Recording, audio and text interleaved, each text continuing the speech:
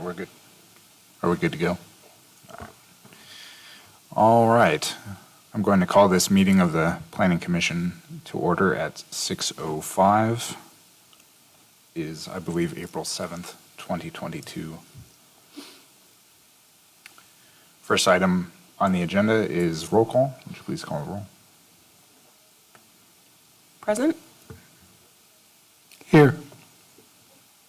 Here. Mr. First, Here. Mr. Zollers. I would like to move, Mr. Zollers is absent. I'd like to move that we excuse his absence, please. Can I have a Second. Second by Mr. Benner. Will you please call the roll? Mr. Benner, Yes. Mr. Cullinan, Yes. Mr. First, Yes. Miss Allaby. Yes. Thank you. Next item is approval of the minutes from the Planning Commission, not the special meeting. I'm reading another agenda from the last regularly scheduled meeting. Are there any changes, additions, or deletions necessary to those minutes? If not, those will stand as approved. Thank you, timely ding. The next item is swearing in of speakers. If you plan to speak this evening, would you please stand and raise your right hand? The testimony you give in front of this commission, is it truthful? If so, say I do. Thank you. You may be seated. Next item is public comment. Seeing no public, I assume there's no comment. Was there anything submitted online? Nope. Okay. Next item is unfinished business. I believe there's none. So moving on to new business.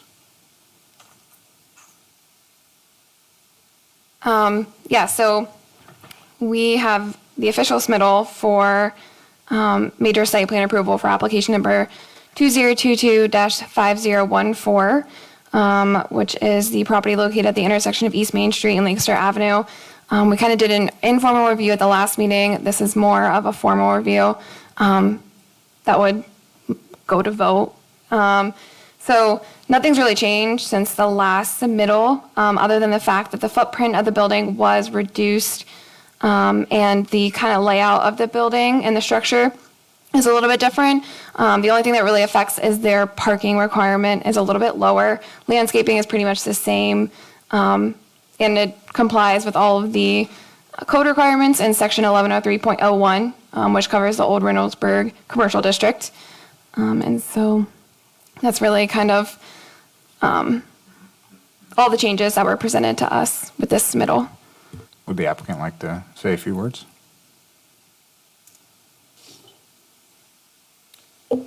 Carter Bean Architects. Thank you for the additional time to work on the package. I mean, really what we've done since we were last here before you is right size not only the building but the spaces around it. We felt that the building that we brought in the last time was cramping the site a bit, and we wanted more outside patio space to facilitate activity and really do a little bit more work in refining the building. But I don't think you're going to find anything that's substantively different other than that adjustment in size of building and increase in outdoor space. Aesthetically, it's very much what we brought into you before, and we're very happy with it. I hope you are as well. So if you have any questions, we're happy to answer them. I'll open up the floor for any questions from the Planning Commission.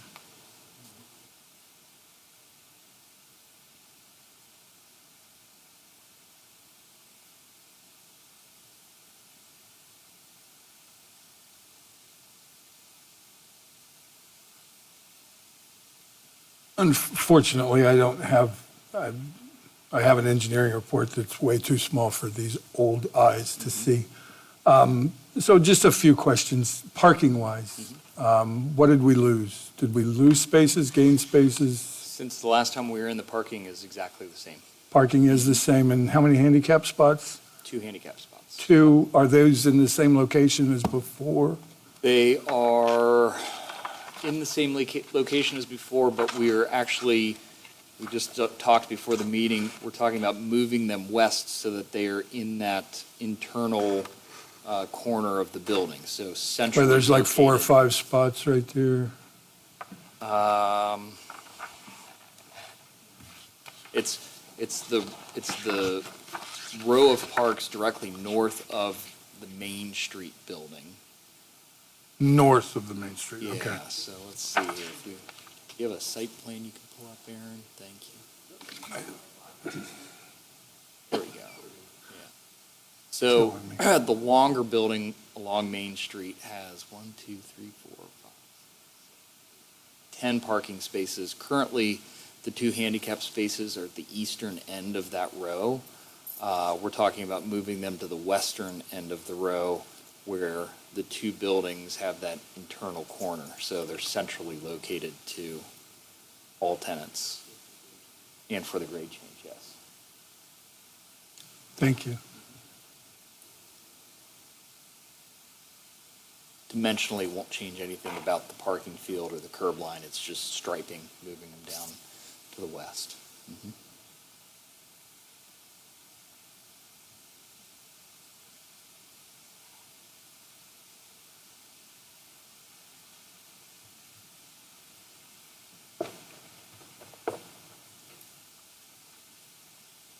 I noticed that there was a second patio. Is that a change as well?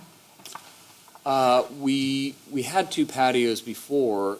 The patio on the corner is the one that most substantially increased in size. And a lot of that is to, just add that activity and presence on the corner.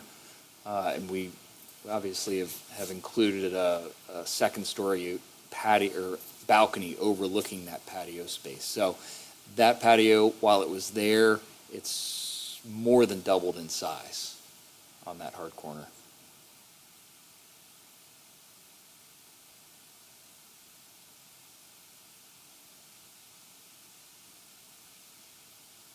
I seem to recall a little bit of a second story extension to the patio from the gray building there that has since been removed. Now, I like what you've done with the building in general, but were the changes made kind of a reflection of the discussions you have ongoing with tenants, or? That's exactly right, yes. In fact, the tenant that Tim is speaking with for the second story of the gray building wants to be somewhat separated from the other tenants, which is why we brought the second floor balcony space off of the Main Street building rather than the Lancaster building, and kept it separated from that gray building. In fact, the 2 buildings are disconnected except for a second-story walkway that bridges across where the 2 buildings overlap. And really, we're doing that not only to run utilities, but the elevator is in that North Lancaster building, and it also provides accessibility to the larger Main Street building. But otherwise, that tenant would be happy to be completely in a separate building.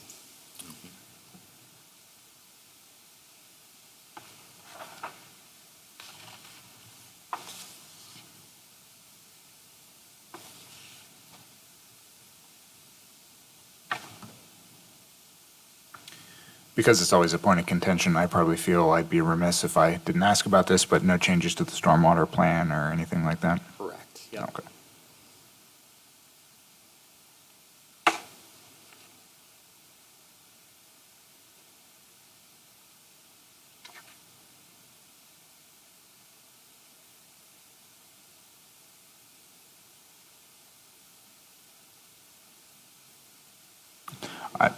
I don't have any additional questions. If anyone would like to make a motion, I'd be happy to entertain it. Or if staff would like to add anything. No comment from staff.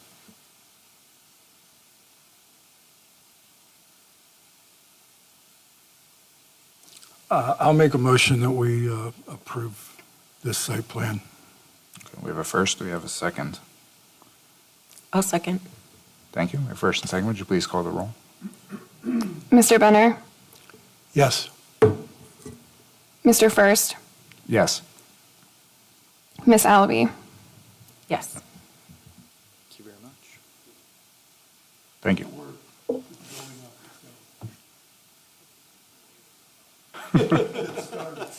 drive by after the meeting. Go sweep up. Thank you. Everyone have a good evening. Okay, I believe the next item on the agenda is some zoning code amendment language that was referred to us from council. Ms. Ledbetter, would you like to give us a bit of an overview? Yeah, so a lot of these changes were presented in front of council, but we did have a couple additional changes that have not received a first read at council, but that we're adding to this in hopes that it will receive a second read.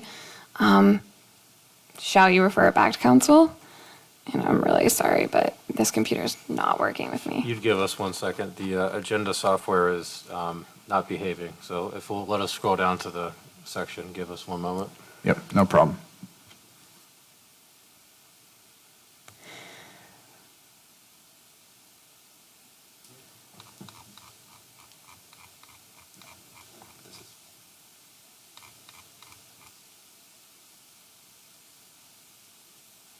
Okay. So I guess rather than go through every change, because there are a lot of them, there's a lot of information in this packet, I would prefer to start with any questions you guys have about any specific code changes. I will point out that probably the biggest one is we added a pretty substantial section relating to ADUs, accessory dwelling units.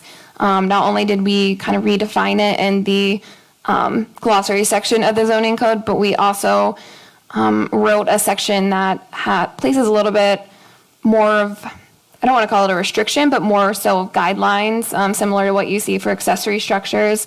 So that's probably the biggest change. We also, as you can see, in the different sections of the code, added ADU as an allowed building type.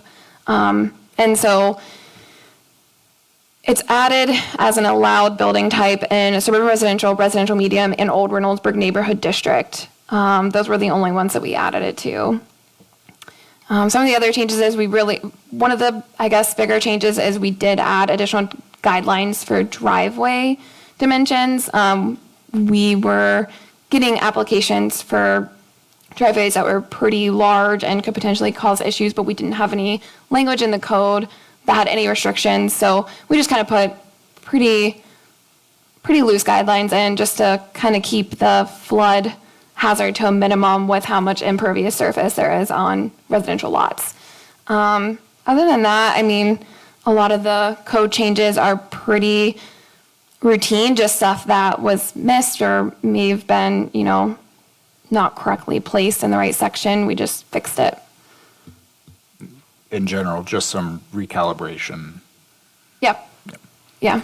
So I do have one question regarding the public notice posting requirements, just for the sake of full public transparency. Can you think of a scenario that would affect the treatment of a property where we wouldn't be posting a public notice as it relates to the code? I know that there were a couple instances that we weren't required under this ordinance to post a sign, that you've now added language for that. But is there any other time that something might come before the zoning board, planning commission, where it wouldn't have a public notice? So I think the intention of this section is we require all of this stuff in the charter, but we didn't put it anywhere in the zoning code. So we're pretty much just aligning the zoning code with the charter so that when people who are submitting applications look at the zoning code, it's not a surprise to them. It's there in front of them, because right now people don't really know unless we tell them, because people don't typically go to the charter to look at that stuff. So really this is just an alignment of the two documents. Perfect, thank you. I can't find it. That's all the questions I had, since I was involved with some of this language, so. I had just one question on the driveway dimension. The 20 feet, is that measured at the right of way, or how does that work if you were to have like a 3-car garage? So it's a good question. It's hard because 20 feet for some lots is probably not a lot, but Yeah, I'm just the, picturing different lots. There's lots of lots that 20 feet would be the maximum you could fit. yeah, no, I understand your point. Really the logic behind that was that it's two standard parking spaces with a 2-foot extra buffer. But I understand that would probably be a little bit restricting if you do have a 3-car garage and you want a 3-car driveway. Just asking. Yeah, that's definitely something we can take a look at. Most of the applications that we get are existing lots that right now are going from property line to property line in width. So that's what we were trying to Okay, not. eliminate. But yeah, we'll definitely, that's something, I'll make a note and we'll take a look at that. Okay, that was all I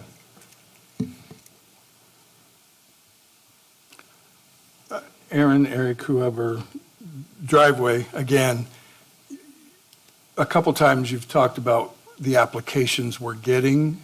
What about the driveways that are already, are we grandfathering in driveways? There are driveways throughout Brookside that have extended double wide that are well within that 3 feet of the property line. The problem is this is probably going to be treated just like anything that's added to the zoning code. It's going to be grandfathered in because we can't go make them rip it out because we changed the code. Unfortunately, because we've never had driveway restrictions, every application that comes in, we have to approve as long as they meet the impervious surface requirement. Sure. And so while I'm approving applications that I probably wouldn't be happy if I was their neighbor, I don't really have a choice right now, but unfortunately, it's going to act like any other thing that pre-existed before the zoning code was changed, and it's going to get grandfathered in. That's fine, thank you.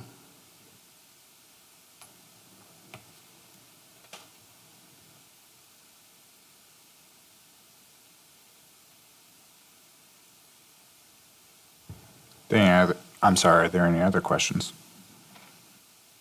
I just have a comment for Darren. We talked about the driveways, so I think Tyler, if I'm hearing you correctly, your concern is, in most cases, the 20 feet seems reasonable, but in situations where you have a 3-car garage, it may not, you wouldn't be able to have a driveway in front of your garage.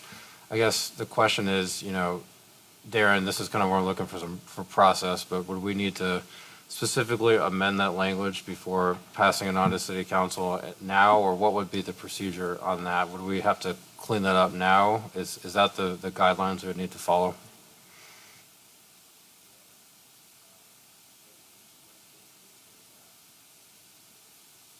Correct.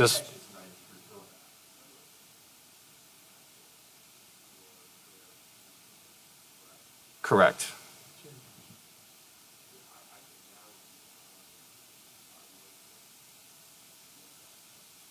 So I would then ask, is this something that we'd want to try to, amend language now, or would this be something you feel you'd like us to remove and do research on, or I'm looking for the commission to, how would you like us to kind of address that?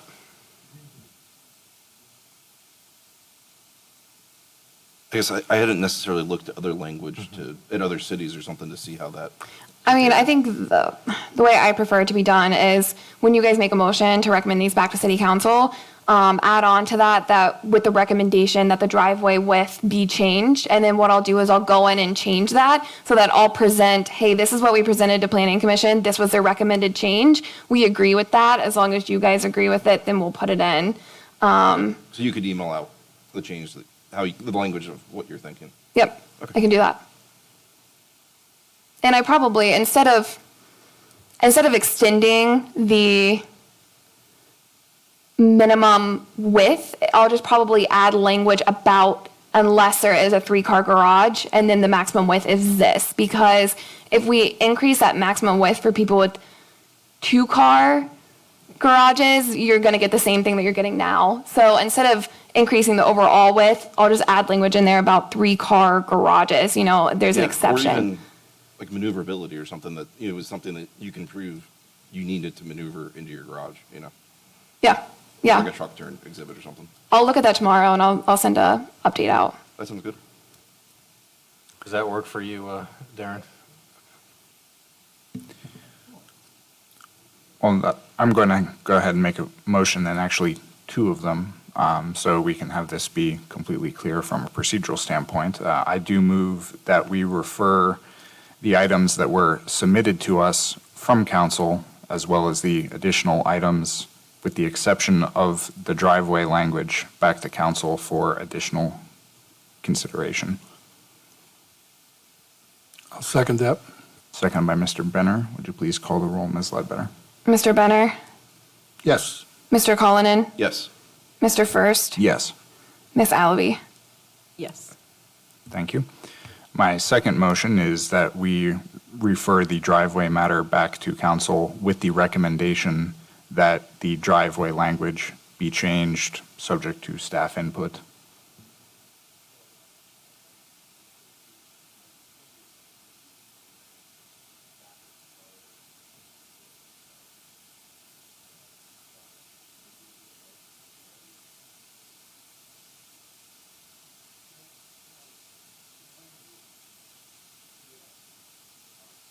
We have a language to amend. By the time it gets back to council, that will. So my original statement was that I was moving that we refer the driveway language back to council with our recommendation that it be changed, subject to staff input.